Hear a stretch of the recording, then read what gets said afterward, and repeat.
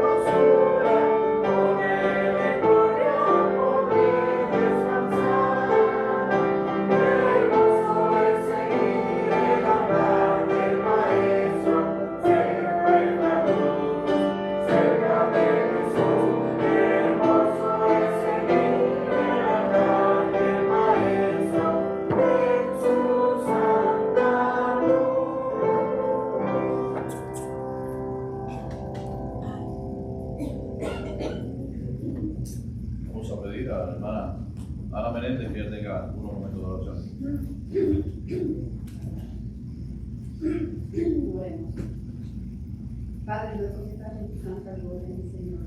Te agradecido que estamos esta noche de estar aquí en tu casa, en tu templo. Es un privilegio de estar aquí, que tú nos abras tu puerta, porque sabemos que tu Espíritu Santo mora aquí, Señor, y nos hace llegar todo el entendimiento, nos hace abrir todo el entendimiento para aprender una porción más de tu palabra, mi Señor, que fue dejada para nuestra educación. Padre querido, queremos seguir esa luz, Padre, la luz que nos alumbra en todo momento, mi Señor. No lo cambiamos por nada, Padre querido. Te pido, mi Señor, una bendición para este culto en esta noche. Guía a nuestro pastor, mi Señor, que nos enseña, Padre, y nosotros estamos dispuestos a aprender por todo el corazón, Señor. Gracias por estar aquí, Señor. Qué feliz estamos, Señor. Gracias por habernos acompañado. Acompaña a aquellos que aún no han llegado. Bendícenos y bendice a aquellos que están en estos lugares, Padre, que quieren estar aquí, pero no pueden por causa de salud. Todo esto te lo resumimos y te lo agradecemos en el nombre de tu amado Hijo Jesús. Amén. Bueno, un saludo a todos en esta noche. La más cordial bienvenida a todos y esperamos que También aquellos que están en redes sociales, estamos transmitiendo por YouTube ahora, no directamente, pero se transmitirá después. Así que les saludamos también donde quiera que nos esté viendo. Bueno, pues tenemos los anuncios que hemos tenido por estos días. Este próximo domingo, el día 3 ¿verdad? Sí, 3 de abril, ya daremos, desde mayo, gracias hermano, daremos comienzo al ciclo de edificación del hogar y la familia. Ese mismo día ya tenemos un baby shower, así que Abigail va a estar allí todavía escondidita, pero vamos a hacer el baby shower de la hermana Oli, Leo, la niña, esperando que sea de bendición. Esto va a ser después del servicio, después del culto del domingo. Pero este mismo domingo también vamos a tener la presentación de la niña de Rosa Mari y Alex, así que tendremos presentación también de otra niña. También, después de esto, las damas tienen preparado el tema del desayuno del Día de las Madres, que va a ser el siguiente domingo. Y bueno, no sé si las mujeres van a tener una pequeña reunión ese mismo día domingo, quizás, no lo sé, para por lo menos darle algunas responsabilidades de las cosas que se van a hacer para el desayuno, como siempre hacemos todos los años.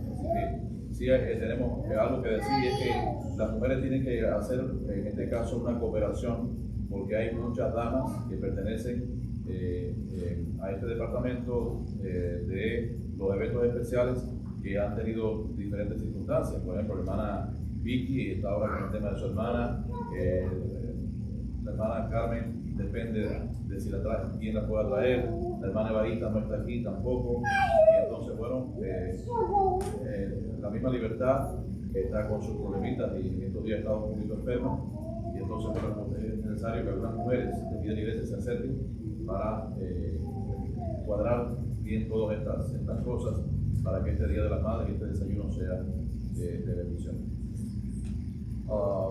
Otro de los anuncios, recordar también que este próximo sábado, no, sino el siguiente, estaremos en el parque, en la caseta número 6 del Parque Larga en Peña. Ya lo pusimos en el boletín, ya está la dirección.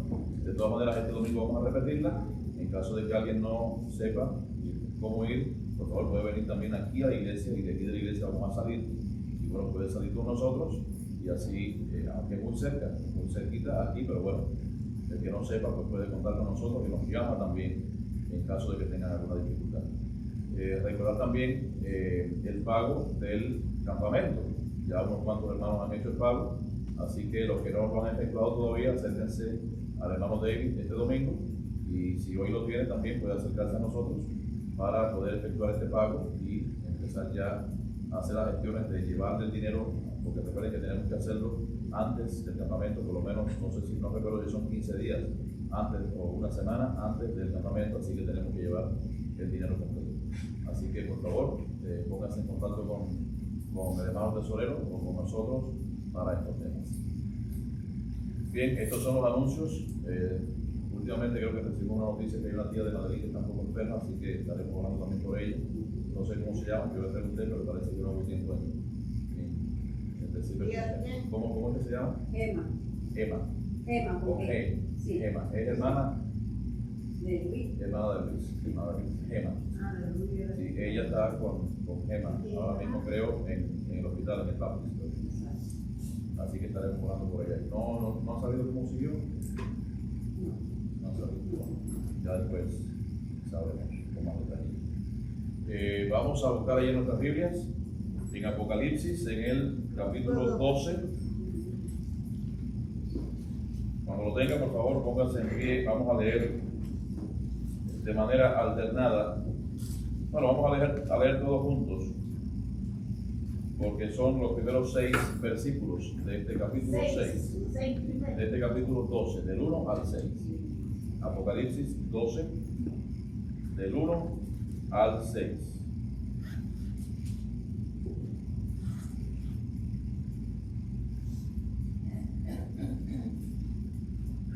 Dice la mujer y el dragón. Comenzamos.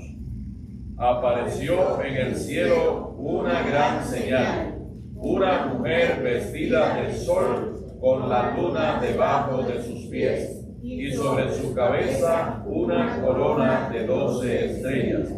Y estando encinta, clamaba con dolores de parto en la angustia del alumbramiento. También apareció otra señal en el cielo. Era aquí un gran dragón escarlata que tenía 7 cabezas y 10 cuernos, y en sus cabezas 7 diademas, y su cola arrastraba la tercera parte de las estrellas del cielo y las arrojó sobre la tierra. Y el dragón se paró frente a la mujer que estaba para dar a luz, a fin de devorar a su hijo tan pronto como naciese. Y ella dio a luz un hijo varón que regirá con vara de hierro a todas las naciones. Y su hijo fue arrebatado para Dios y para su trono. Y la mujer huyó al desierto, donde tiene lugar preparado por Dios, para que allí la sustenten por 1260 días. Que el Señor bendiga su palabra. Vamos a pedir a Gloria que ya tenga una oración por ella. Gracias, Señor, por este día. Gracias, Padre, porque hemos conocido estar aquí. Gracias, Señor, porque tú eres bueno, porque para hacer justicia en esta hora, Señor, que tenemos Padre, que permita que tu Espíritu sea la bendición, Señor, para que yo le honre, Señor, y que podamos, Señor, para que tengas, Señor, y que hagamos dispuestos, Padre, a que nos ayude y a ayudarnos. Amén. Puede sentarse, hermano. No sé si va a haber, alguien va a tener ensayo hoy o van a quedar aquí de momento. Bueno, estamos bastante, ya pasamos de la mitad prácticamente, sí, del Apocalipsis, ya pasamos de la mitad, o estamos en la mitad justamente, y hemos terminado el capítulo 11. Y yo quiero hacer un breve resumen acerca de lo que pasó allí en este capítulo 11 para comenzar entonces este capítulo. O sea, primeramente vemos que en el capítulo 11 el templo es medido. Por orden de Dios, el templo es medido y esto simboliza que Dios protege a quienes, a sus escogidos. En primer lugar, a su pueblo verdadero. Aunque el mundo alrededor que estaba allí representado en el patio exterior, no sé si recuerdan que hablaba también de los gentiles, bueno, pues será pisoteado, dice, por las naciones, los gentiles, durante 42 meses, que es el periodo de 3 años y medio. Y va a ser un periodo, recuerden que estamos hablando de manera futurista, y será un periodo en este tiempo de prueba y de persecución. Después de esto aparecen los dos testigos. ¿Quiénes serán estos 2 testigos? Bueno, no sabemos exactamente, hicimos algunas elucubraciones, como dicen por ahí, de a ver quiénes podrían ser, pero realmente la palabra de Dios no nos dice con exactitud quiénes fueron. Podrían ser Moisés y Elías. Eso es lo más, quizás la idea más generalizada, de acuerdo a las características que se hablan acerca de esos 2 testigos. Bueno, pues coincide mucho con lo que hicieron Moisés y Elías, los cuales también fueron los 2 que representan la ley y los profetas, y también que se aparecieron allí en el monte de la transfiguración cuando estaba Jesús con sus 3 discípulos, allí con Pedro, con Juan y con Jacobo. Entonces, ellos que representan el testimonio de Dios en medio de un mundo hostil, es lo que representan estos 2 testigos. Y ellos profetizan y profetizarán con gran poder, y van a profetizar haciendo también grandes señales, y nadie puede detenerles hasta que ellos terminan su misión. Entonces, posteriormente, ¿qué va a hacer la bestia después de estos 3 años y medio? Les va a matar, van a ser totalmente expuestos ante todo el mundo, y el mundo se alegra, pero después de 3 días y medio, el mismo Dios entonces le va a resucitar a la vista de todo el mundo, demostrando su victoria. Finalmente, en este capítulo 11, suena la 7ª trompeta. Y es un momento clave también en el desarrollo de este libro del Apocalipsis, porque se anuncia que el reino de Dios ha pasado a ser de Cristo, nos dice allí. Y Dios también comienza a juzgar y a recompensar a los fieles y a juzgar a aquellos que no son fieles, también castigar a aquellos que destruyeron la tierra. Y el capítulo 11 termina con el templo celestial abierto, donde nos habla allí del arca celestial también, y vemos allí las manifestaciones de la gloria y las manifestaciones del poder de Dios. Entonces, la idea central de este capítulo 11 es que, aunque el pueblo enfrenta persecución y dificultades, el testimonio de ellos no será derrotado y al final Dios establece su reino de justicia y su reino de poder. Vamos a comenzar este capítulo 12. Recuerden, cualquier duda que ustedes puedan tener, me interrumpen, me levanta la mano, me pregunta, no se quede con la duda. Y bueno, pues esto es un estudio. Así que vamos a estudiar estos primeros 6 versículos y vamos a comenzar por el primero. Apareció en el cielo una gran señal, una mujer vestida de sol, con la luna debajo de sus pies y una sobre su cabeza y una corona de 12 estrellas. Bueno, debemos partir del hecho de que una señal, ¿qué es una señal? En la palabra de Dios, ¿qué es una señal? Una señal, en este caso, es un símbolo de algo que representa algo diferente. Entonces, en la segunda mitad del Apocalipsis, allí hay 7 señales, a partir de aquí del capítulo 12, 7 señales. Esta es la primera. También está en el capítulo 12, versículo 3, en el capítulo 13, en el capítulo 15, en el capítulo 16 y en el capítulo 19. Ahora, ¿quién es esta mujer de la cual se está hablando aquí? Israel, o sea que no es una mujer real, sino que es Israel, es lo que representa. Y como se han dado cuenta, es una, o sea, no es una mujer literal, sino es la representación simbólica de Israel. Y en el Antiguo Testamento vemos que también se representó como la prometida de Dios. En varios lugares, en varias citas bíblicas, podemos ver que se representó como la esposa de Dios. No vamos a leerlo, pero en Isaías, en Jeremías, en Ezequiel y en Oseas tenemos esos versículos. Conocemos también que en el Apocalipsis aparecen 3 mujeres más, pero que son simbólicas. Por ejemplo, en primer lugar tenemos a Jezabel. ¿Qué representaba Jezabel? Ahí lo dice en el mensaje a la iglesia de Tiatira, en el capítulo 2, en el versículo 20. Allí, esta mujer, Jezabel, representa que el paganismo, es lo que representa. En segundo lugar, también hay otra representación de una mujer que no es una mujer literal, y es en el capítulo 17, posteriormente ya lo veremos, que es una mujer vestida de púrpura y escarlata. Y esta mujer lo que simboliza es a la iglesia apóstata, ya lo veremos más adelante. Y en tercer lugar, la mujer que está representada como la esposa de Cristo, ¿verdad? Y entonces que es un símbolo de la iglesia verdadera.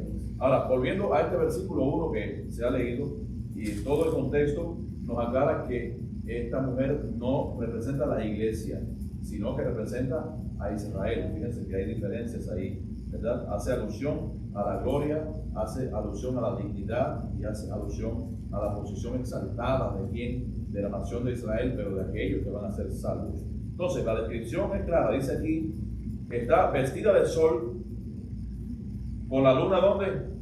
Debajo de sus pies, y sobre su cabeza una corona de 12 estrellas, de 12 estrellas. Entonces, cuando se habla de la luna debajo de sus pies, es la primera descripción que hay aquí, se relaciona más bien con el pacto de Dios con Israel.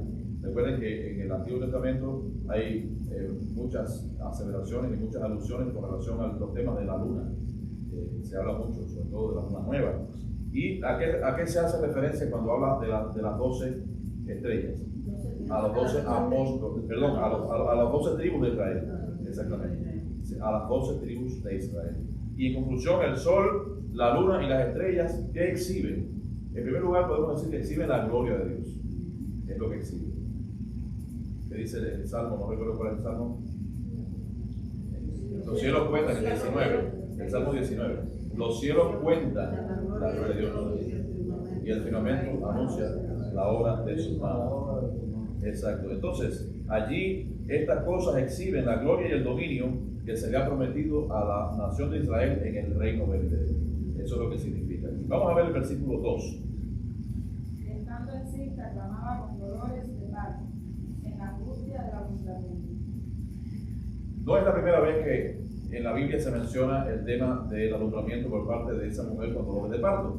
Incluso en el Antiguo Testamento, varias veces nos lo dicen como si fuese una madre lista para dar a luz. En Isaías, en Oseas, en Isaías hay varias traducciones. En Oseas, en Miqueas y también en Mateo. Ahora, ¿esta angustia de cuántos meses era? ¿De 9 meses como una mujer normal? No, pues esta angustia era de muchos siglos. de muchos siglos. ¿Por qué? Porque mientras padeció y agonizó esperando que viniese el Mesías, pasaron, pues muchos siglos, pasaron milenios desde la primera vez que se profetizó. Y esto pasó para que, con el objetivo de derrotar a Satanás, derrotar también el pecado y la muerte, y de esta manera entonces inaugurar el reino de quien, el reino eterno de nuestro Señor Jesucristo. O sea, hay mucha historia resumida aquí en estos versículos, pero mucha historia de la nación de Israel que podríamos hablar de una manera cercana. Vamos a ver el versículo 3. También apareció otra señal en el cielo. He aquí un gran dragón escarlata, que tenía 7 cabezas y 10 cuernos, y en sus cabezas 7 diademas. ¿Aquí de qué habla? ¿De otra qué? De otra señal. Es la segunda señal también que menciona aquí a partir del capítulo 12 en adelante. Y nos dice, ¿cuál es la señal? Un gran dragón escarlata, o sea, el enemigo mortal de la mujer, representada en este capítulo 12, ¿a quién se refiere? A Satanás, exactamente. Entonces, este aparece incluso como un dragón, aquí lo menciona 13 veces, o sea, en lo que es a partir de aquí en adelante, se menciona 13 veces en este libro del Apocalipsis. Ahora, debemos recordar algo interesante, y es que el capítulo 12 de Apocalipsis no sigue una línea cronológica a partir del capítulo 11. El capítulo 11 y se nos habla de la victoria de Cristo ya definitiva, la inauguración del reino, el final de la gran tribulación de los 7 años, pero el capítulo 12 hace una retrospectiva y nos habla acerca de otros temas muy importantes. O sea que hace un retroceso, en primer lugar recordando quién es esa mujer, que es Israel, nos hace recordar quién es el varón, el hijo varón, a la cual va a dar a luz. ¿De quién es? Jesucristo, exactamente. Y nos dice también, y nos habla del dragón, que es Satanás. Ahora, ¿por qué el dragón es de color escarlata?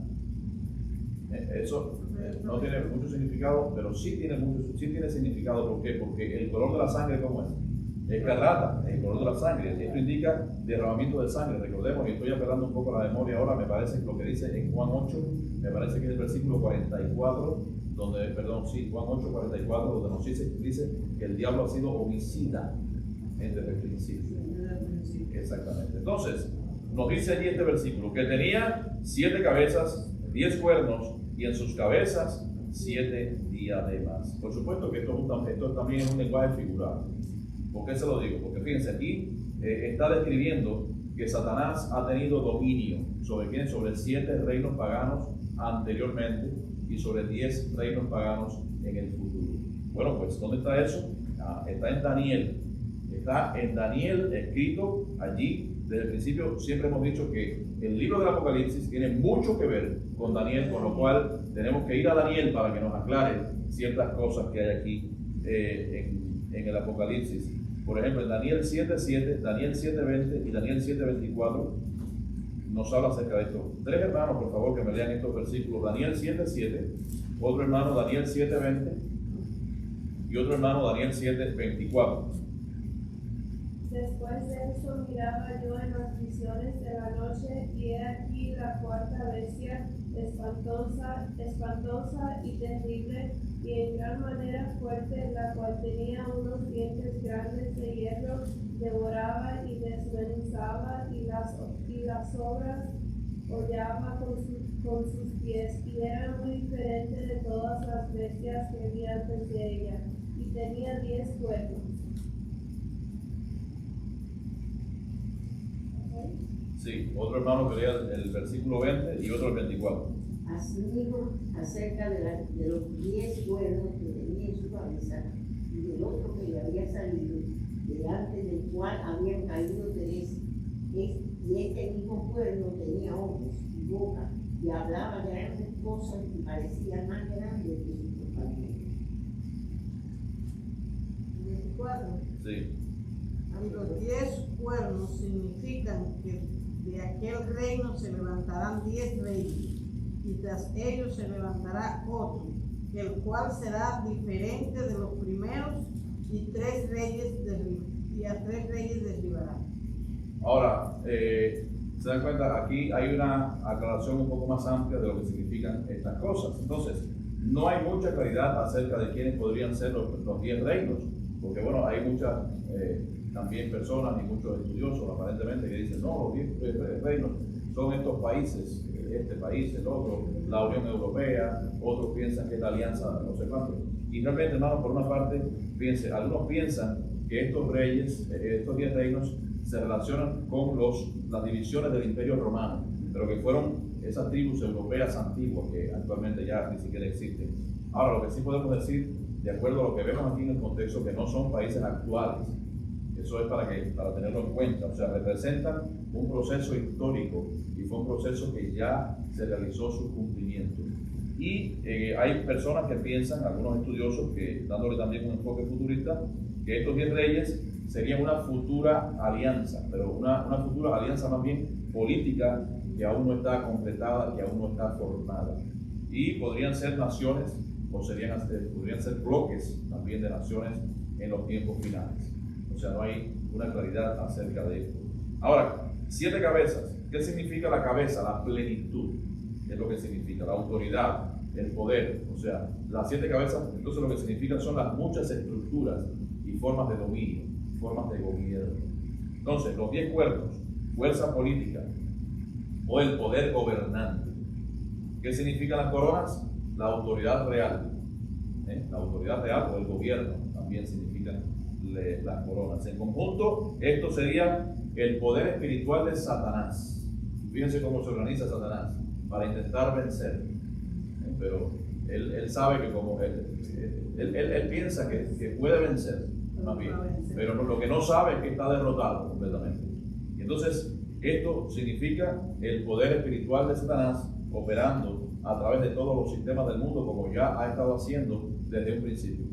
Desde un principio, Satanás ha querido destruir no solamente la nación de Israel específicamente por el tema del advenimiento del Mesías, sino que ha estado también intentando destruir completamente el mundo entero, a todo el mundo. Ahora, como decía, son países actuales, lo que nos habla aquí, estos 10, en la representación del número 10, del número 7 y del número 3, pues no son países actuales, porque no señala a ningún país específicamente de los países modernos que nosotros conocemos hoy en día. Recuerden que esto está escrito ya hace muchos siglos, hace cerca de 20 siglos, donde en aquellos tiempos pues, no existía la división esa administrativa o política que existe actualmente y que nosotros conocemos como los 200 y tantos países que hay. Más bien representa a todos los sistemas de poder que se oponen a Dios a lo largo de la historia. Eso es lo que significa. O sea, no es un mapa político actual, sino que es un símbolo más bien del poder mundial bajo la influencia espiritual, la cual es contraria completamente a Dios. Esto es lo que significan todas estas cosas. O sea, este versículo 3, ¿qué es lo que nos describe? Pues describe a Satanás, el cual ha dominado y domina al mundo ¿hasta qué momento? Hasta que suene la séptima trompeta. Hasta que suene la séptima trompeta, que ya en el 11, en el último versículo, creo que fue, no recuerdo si fue el versículo 15, no, el versículo 15 no, el versículo 20 y tanto, del capítulo anterior, del capítulo 11, que sonó la séptima trompeta y ya se estableció a Cristo como el de máximo poder y de dominio a través de todos los reinos.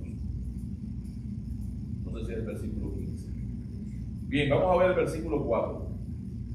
Y su cola arrastraba la tercera parte de las estrellas del cielo y las arrojó sobre la tierra. Y el dragón se paró frente a la mujer que estaba para dar a luz, a fin de devorar a su hijo tan pronto como naciese. Sí, aquí hay varias cosas en este versículo, hermanos. Aquí vemos cuando dice, y su cola arrastraba la tercera parte de las estrellas del cielo. ¿De quién está hablando? De Satanás. ¿Y qué les hace recordar a ustedes esto? Cuando la rebelión de Satanás y cuando una tercera parte de los ángeles se fueron con él, la cola arrastró las estrellas. podría sugerir que eso fue lo que sucedió de una manera simbólica, convirtiendo a esos ángeles convirtiéndose en demonios. O sea, esto aparece cuando hace referencia a la rebelión original de Satanás, está en Isaías 14 y en Ezequiel 28. Y aquí también nos describe la manera en que él quiere hacer daño al niño que ha de nacer de la mujer. Entonces, lo quiso hacer ¿cuándo? ¿Cuántas veces Satanás quiso hacer daño? Históricamente, exacto. Históricamente, ¿cuándo quiso hacer daño Satanás para que no naciese Jesús? ¿Desde cuándo? Desde el principio, ¿verdad? Intentando terminar con esa línea familiar, genealógica. También incluso cuando nació el niño, a través de Herodes, ¿qué ordenó hacer? Matar a todos los niños menores de cuánto, porque él estimaba que el tiempo en que los magos fueron a ver al niño allá en Belén y no regresaron, parece que tardó casi 2 años, quizás un poco menos, y dice, bueno, hasta los niños de 2 años todo el mundo van a ser muertos. Tremendo. Así que fue una masacre allí arbitraria ordenada por Herodes. Vamos a ver lo que nos dice el versículo 5. Y ella dio a luz un hijo varón que regirá con vara de hierro y a todas las naciones. Y su hijo fue arrebatado para Dios y para su gloria. Exacto. Bueno, pues es lo que estamos hablando, porque muchos han sido los esfuerzos de Satanás por destruir completamente a Israel, y sobre todo ese linaje mesiánico del cual hemos estado hablando. Pero el nacimiento de Cristo, de todas maneras, tuvo lugar de la misma manera que habían anunciado los profetas. Allí Isaías y Miqueas habían profetizado y pronosticado el nacimiento de Cristo. Y aquí nos dice que regirá con vara de hierro a todas las naciones. Esto no quiere decir que le va a caer a palo a todo el mundo. No es eso no. Ahora, ¿qué significa que regirá con vara de hierro? Bueno, pues está describiendo la coronación de Jesucristo como rey sobre todas las naciones del mundo. Y lo dice precisamente en Apocalipsis 11:15, que fue de los últimos versículos que estudiamos en el pasado estudio, en el 19:15, que no hemos llegado allí, y en el Salmo 2, del 6 al 9. Y también este versículo que estamos viendo, el versículo 5 de Apocalipsis 6, dice que fue arrebatado para con Dios. ¿Qué significa eso? Que fue ascendido al cielo. Está describiendo aquí la ascensión. ¿Se dan cuenta que un solo versículo, todo lo que ocupa, todo el tiempo? Ahí el Señor se mueve. Voy a leerlo de nuevo. Y ella dio a luz un hijo varón, que regirá con vara de hierro a todas las naciones. Y su hijo fue, esto lo podemos dividir en 3 partes. Dio a luz un hijo varón, ¿hace cuánto? 2000 años. Regirá con vara de hierro a todas las naciones. Y en tercer lugar, su hijo fue arrebatado para Dios y para su trono. Vamos a ver el último versículo, que es muy interesante, el versículo 6. Y la mujer miró al desierto, donde tiene lugar preparado por Dios, para que allí la sustenten por 1260 días. Bueno, fíjense, aquí nos habla de algo simbólico y algo literal. Nos habla de la mujer, que es simbólico porque no es una mujer literalmente, porque es la nación de Israel. Pero nos habla acerca del desierto, que eso sí va a ser literal. Y también vamos a tener que ir a Daniel a ver dónde dice esto. Entonces, Dios protegerá a Israel de Satanás. ¿En qué momento? Bueno, cuando en la gran tribulación, en esa segunda mitad, Dios protegerá a su pueblo seguro en el desierto, lo llevará allí al desierto. Otra vez tenemos que ir al libro de Daniel para ver dónde podría ser ese desierto. Quizás en la región de Moab, en la región de Amón o en la región de Edom. Vamos a ver un hermano que me lea Daniel 11:41. Entrará a la tierra gloriosa y muchas provincias caerán, mas estas escaparán de su mano, Edom y Moab, ¿Vieron que claro está ahí en Daniel? Está clarísimo, ¿verdad? O sea, estos territorios que nos habla aquí ahora, dice que allí en Edom, en Moab y en Amón, en esos tres lugares, pues habían desiertos. Y posiblemente la nación de Israel vaya para alguno de esos desiertos o quizás para esos tres desiertos, porque depende de la cantidad de personas que haya en aquel momento. Pero dice que muchas provincias caerán, pero estos lugares, estos tres lugares serán aseguradas. Entonces, dice, para que allí la sustenten, ¿por cuánto? ¿Cuánto es eso? 3 años y medio, un tiempo, si la mitad de un tiempo. Exactamente. Entonces, cuando estamos hablando, fíjense, de la gran tribulación, estamos hablando de ello, vamos a hacer un resumen de lo que va a ser el anticristo. Fíjense, en primer lugar, el anticristo va a romper su pacto con Israel. Esto no es no estamos suponiendo, no es una suposición. Entonces, ¿lo va a hacer cuándo? ¿Cuándo el anticristo romperá su pacto con Israel? Precisamente justo en la mitad de la tribulación. Ahí donde comienza la gran tribulación en los últimos 3 años y medio. ¿De dónde proviene esto? Bueno, esto proviene principalmente de 2 textos proféticos, de Daniel 9:27 y también en Apocalipsis 13. Pero vamos a ver solamente allí la primera parte de Daniel 9:27. ¿Algún hermano, por favor, que lo lea? La primera parte. Otra semana confirmaré, y por otra semana confirmará el pacto con muchos. A la mitad de la semana hará cesar el sacrificio y la ofrenda. Fíjense dónde lo dice, en Daniel. Ahora, dice que y por otra semana confirmará. ¿Qué significa una semana en este caso? ¿Cuántos días tiene una semana? 7 días. Entonces, son los 7 años de la gran tribulación. Recuerden que esto está lleno de simbolismos. Entonces dice, y por otra semana confirmará el pacto de muchos. Y a la mitad, o sea, 3 días y medio, por supuesto que no pueden ser, o sea, son 3 años y medio. Confirmará, o sea, de la semana, hará cesar el sacrificio y la ofrenda. Quiere decir que esto será un acuerdo político y religioso de la nación allí con Israel, del anticristo con Israel. Esto va a pasar literalmente. Y es muy probable que, ¿de qué manera se va a hacer? Bueno, podría ser garantizando la paz en Israel, pero de manera inicial, y después permitiendo sacrificios en el templo. Recuerden que en el periodo de la gran tribulación se harán sacrificios.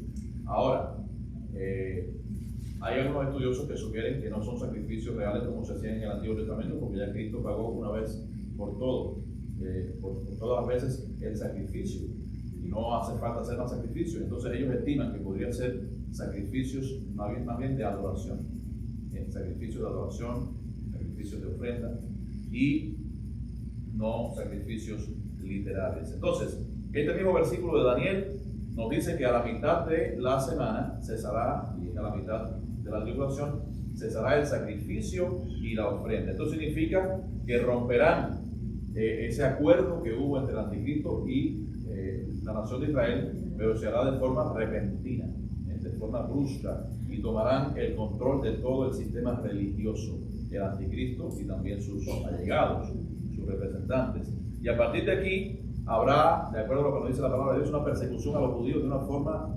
tremenda, de una forma atroz y sin precedentes. Y es posible que esté presente lo que se llama, y ustedes seguramente han escuchado esto, hablar de esta frase que es la abominación desoladora, de la cual nos habla también el profeta Daniel, y también nos habla Jesús en el capítulo 24 de Mateo. También habla acerca de la abominación desoladora. Ahora, ¿qué es la abominación desoladora? Bueno, la abominación desoladora no es más que la colocación de algo idolátrico, de algo blasfemo. ¿Dónde? En el templo de Dios, provocando profanación y provocando también juicio. Vamos a esperar que los niños se controlen un poquito, que así no van a entender. No,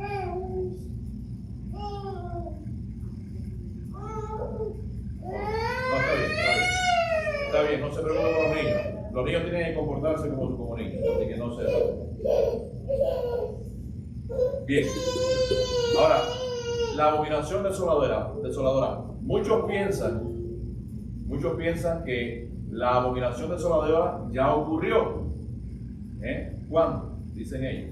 Bueno, en el año 167 a.C., cuando un hombre, un rey seleucida llamado Antíoco Epífanes, dice que puso una estatua de Zeus allí en el templo. En ese año, en el periodo intertestamentario, estamos hablando de este rey Antíoco Epífanes, que fue precisamente el sucesor del imperio de Alejandro Magno.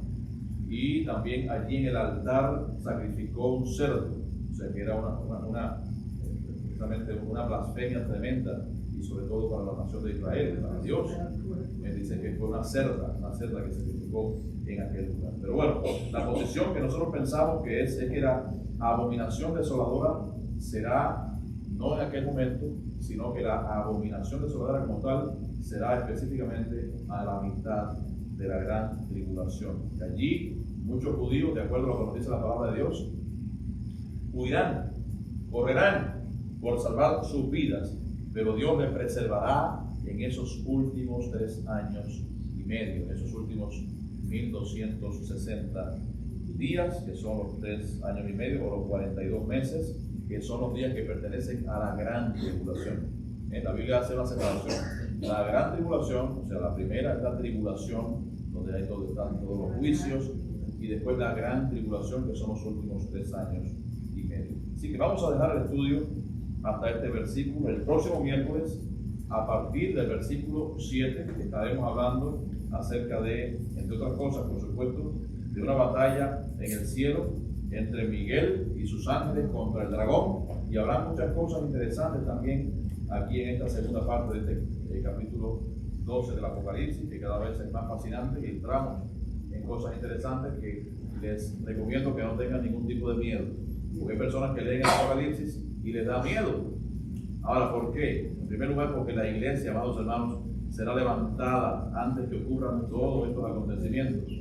La iglesia estará con el Señor, todos estaremos con el Señor, que nos dice la palabra de Dios, así que no debemos temer. Aquí está narrando lo que va a suceder en todo ese tiempo, que son temas escatológicos, y son temas que realmente son fascinantes, porque lo que va a ocurrir aquí en la tierra será desolador, será tremendo para aquellos que no guardaron el pacto, para aquellos que no fueron fieles, para aquellos que quedaron en la tierra y que realmente van a sufrir una persecución tan terrible como nunca antes.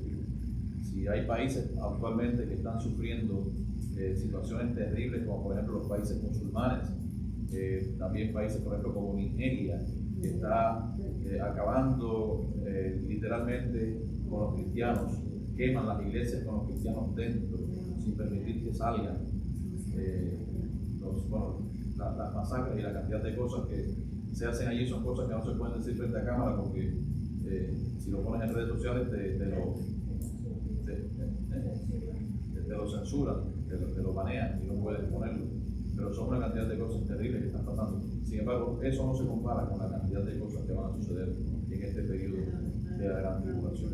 Así que Dios les bendiga, amados hermanos, en esta noche. Si hay alguna persona que tiene alguna duda, algún hermano que tenga alguna duda o alguna aclaración, sí, hermano. No, yo no tengo ninguna duda, sí, sino que quiero mencionar que en relación a la mujer vestida de sol, esto siempre ha dicho de que se trata de María.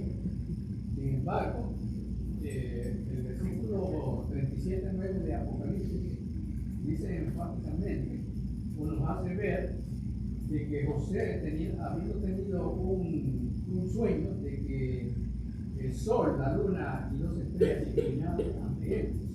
El mismo Jacob dijo de que el sol era él, la luna era Raquel y las 2 estrellas pues eran los hijos que formaron la nación de Israel. Entonces eso conforma, o mejor dicho, confirma que la mujer vestida del sol en el capítulo 12 es la nación de Israel, no María. Exactamente, sí. Ellos le buscan cualquier tipo de desfigura para que pueda aparecer doctrinalmente las representaciones que a través de la historia ellos han querido presentar al mundo. Y aprovechan cualquier texto bíblico, lo sacan porque son un texto sacado del contexto. Si lo analizan a profundidad, de hecho, ni siquiera hay que mirar tan profundamente para darse cuenta que es la nación de Israel, la cual va a dar a luz y la cual está haciendo una representación antigua de las cosas que sucedieron. O sea, no es difícil para nadie darse cuenta de que la mujer aquí representa la nación de Israel, la nación digna, porque recuerden, y quiero aclarar también una cosa importante, no todo Israel es salvo. Ahora mismo estaba leyendo un reportaje que dice que en la misma región, no me acuerdo si es de donde estaba antiguamente Sodoma, van a ser una ciudad de la ideología de género, o algo así parecido.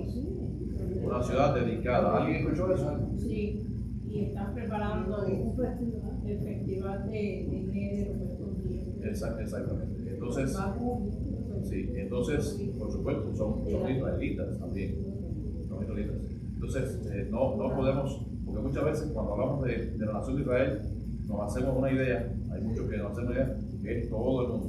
Todo el mundo no. Y hay muchas personas que se han perdido completamente.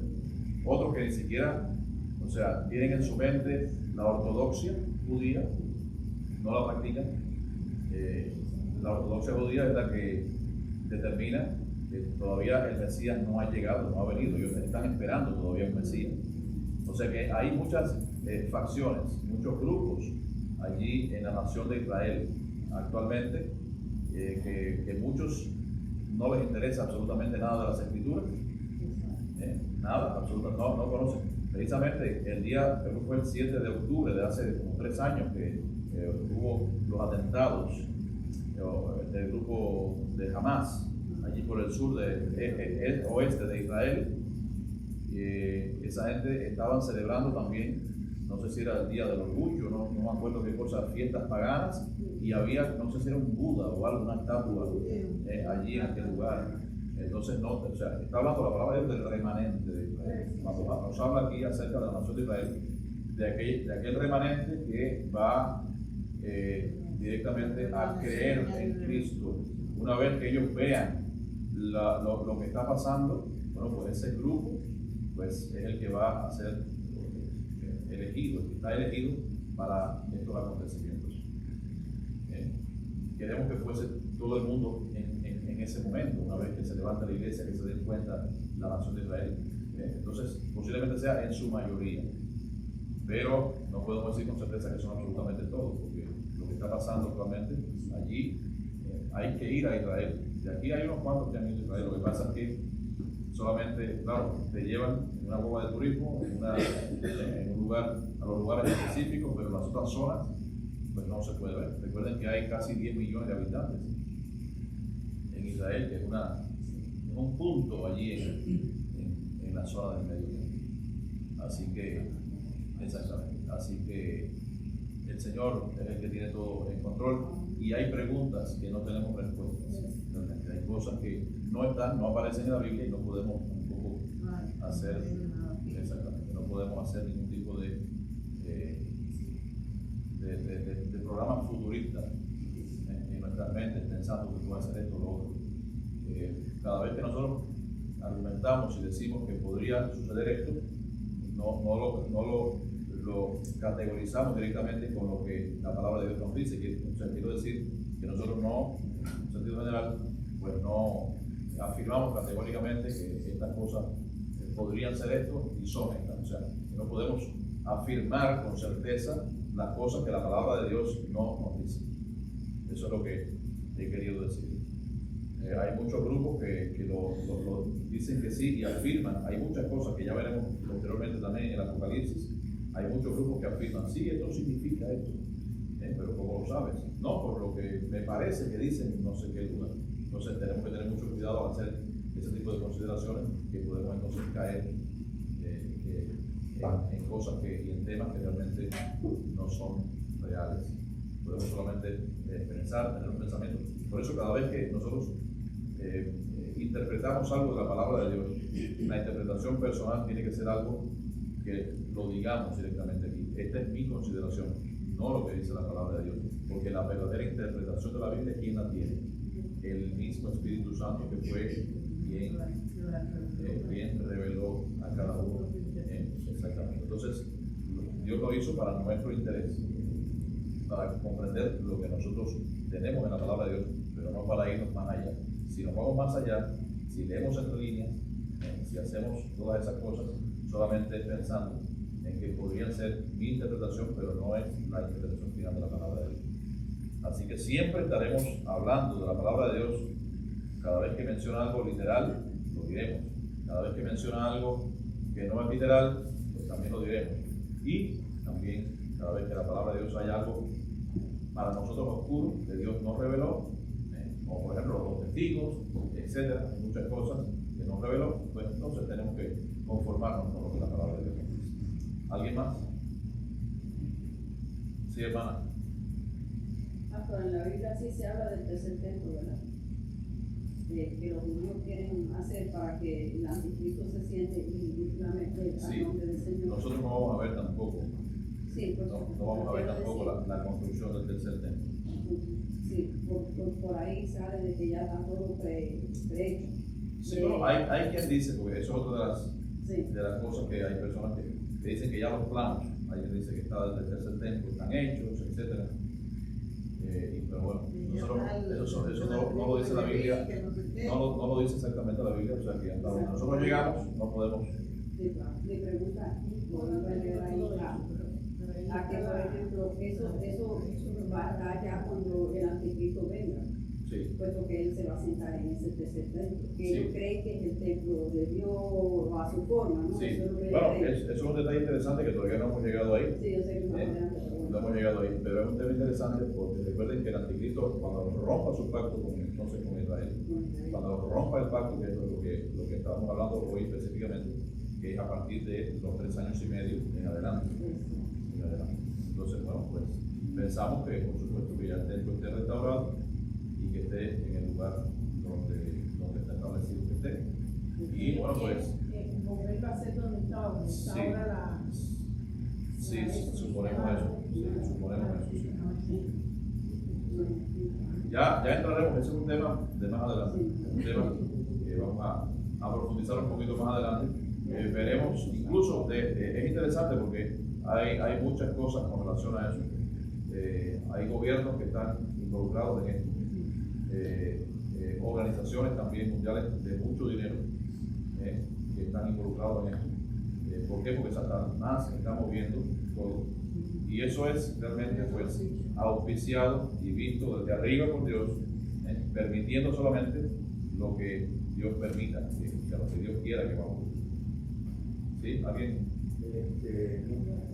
Tal vez a manera de comentario, que el Señor en su misericordia, yo creo que le está dando tiempo para que muchas personas que, vamos a decir, que están ciegos, que no pueden ver la grandeza del Señor, pues se arrepientan, da todo ese tiempo, ese lapso, para que esto ocurra. Así es.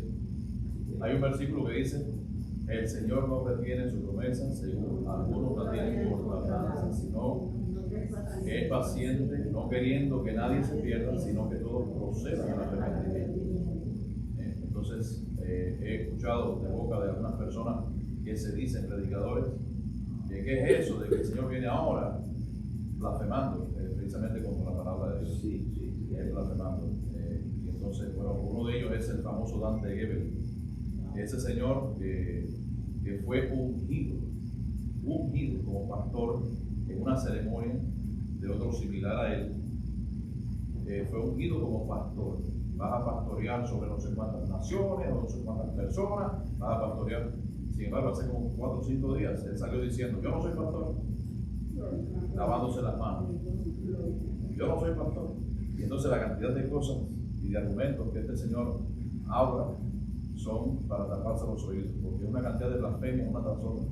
Y una de ellas, yo recuerdo que él decía precisamente eso, que ¿qué es eso de que nosotros antes decíamos, y las predicaciones, que el Señor venía pronto? ¿Qué es eso? Que eso es mentira. no, eso no es verdad.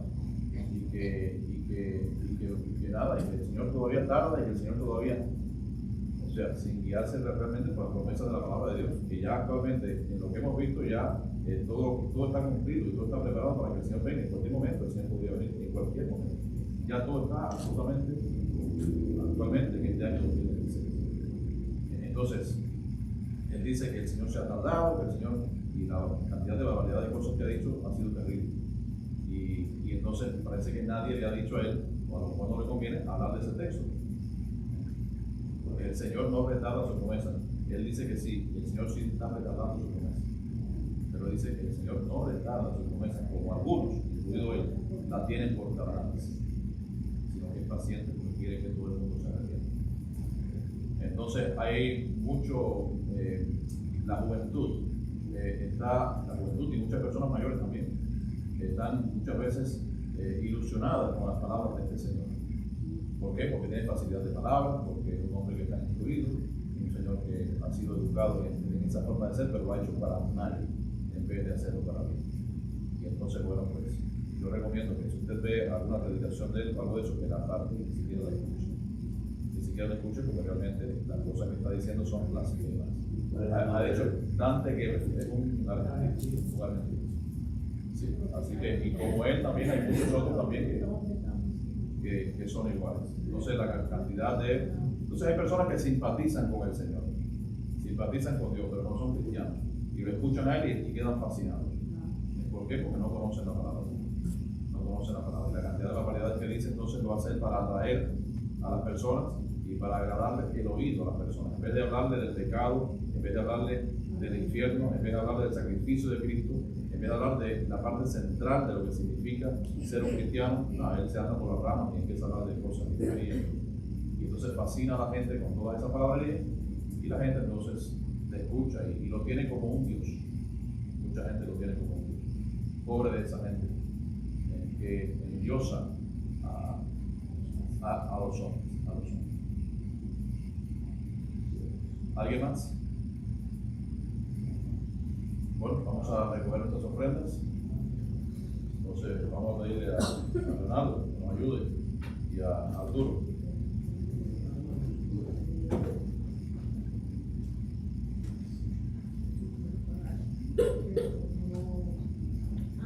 Está bien.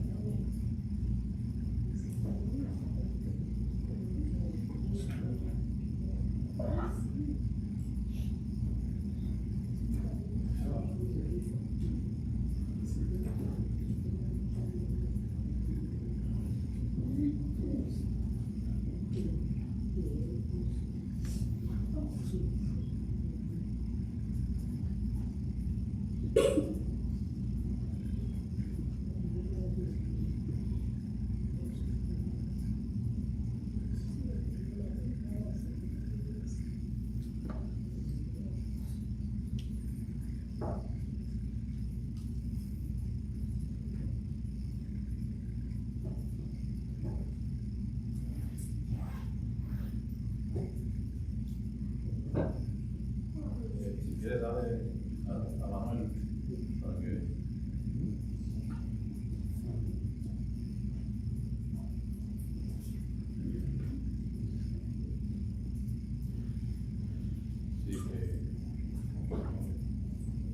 Bien, vamos a cantar un himno que es el 465. Grande gozo hay en mi alma hoy.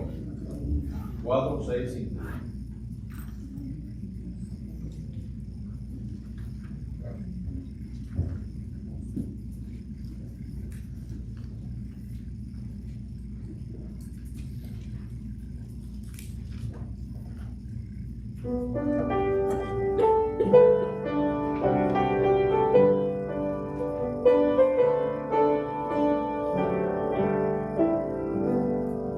Grande gozo hay en mi alma hoy, pues Jesús conmigo está, y su paz ya gozando estoy, por siempre durará. Grande gozo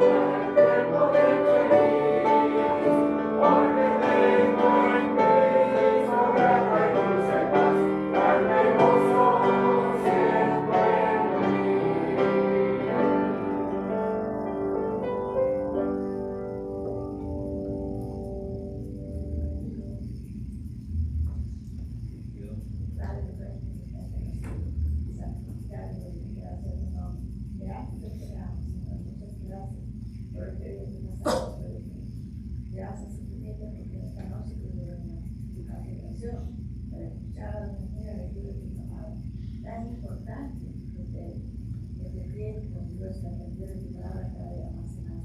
Aunque hayamos escuchado otras veces, oh Dios mío, ¿quién requiere algo que no sabemos? Pero hemos entendido. Y gracias te damos por la explicación de esta noche. Nada de Dios, que tú le diste a una sabiduría, tu siervo, que te decía, tu fuerza también la salud suficiente para venir a desarrollar el culto de Dios y tampoco en el manos poder partir en esta noche. Pero gracias a Dios, porque no tenga la oportunidad de escuchar lo que dice tu palabra de bendición. Gracias porque nosotros queramos que venimos, no tú quieras, no Dios nosotros. Bendito sea tu nombre, Señor Jesús. Te oramos para bendición en esta hora de este día a cada buen padre que está aquí presente y a aquellos que no vinieron. Tu siervo, la temporada en esta noche y ayuda a mi mente a con todo lo que hay que hacer. Amén. Dios te bendiga, hermano.